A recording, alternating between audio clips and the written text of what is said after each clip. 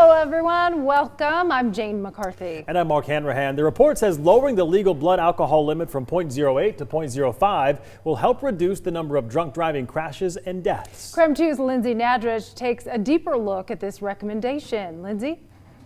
Nationwide, 29 people die every day in alcohol-impaired crashes. That's one death every 49 minutes.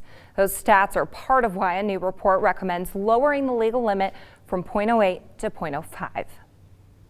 The National Academies of Sciences, Engineering, and Medicine says their statistics make the change a no-brainer. Lives are saved when the legal alcohol limit is dropped to 0.05. In several European countries, fatal crashes dropped by 8 to 12%. In parts of Australia, 8 to 18%. And a study at the University of Chicago estimated lowering the BAC limit here would reduce fatal alcohol-related crashes by 11%. If this were to happen in Washington state, what would this mean for drivers who have something to drink and then get behind the wheel? For a man who weighs 160 pounds, he can usually have 3 drinks in an hour and be right under the current limit of 0.08. At 0.05, he could only have 2. For a woman who weighs 160, she can typically have 2 drinks in an hour to be under 0.08. At 0.05, she could only have 1. If you want to check your limit, we've posted a link to this chart on krem.com. But keep in mind, that's just an estimate. There are so many other factors that impact impairment. You should never drink and drive. Getting into trying to estimate, oh, well, I'm this size person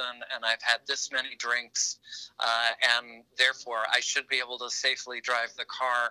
Once you're going down that calculus, you're on a slippery slope. Ultimately, the goal is to have 0 alcohol-related crashes. Researchers say this is a good place to start. The progress on reducing alcohol-impaired driving has stopped in the U.S., and the number of deaths has actually started creeping back upward. One state has already made the change. Last year, Utah lowered the limit to 0.05. Utah is the first state to make the BAC level that low. It goes into effect at the end of this year. Will it happen here? An Idaho Transportation Department employee told me everyone is likely waiting to see what happens first in Utah. In studio, I'm Lindsay Nadrich, KREM 2 News. Lindsay, thank you. And we posted a poll asking whether you agree with this report. We got more than 100 votes. 41% of voters said yes, it should be lowered.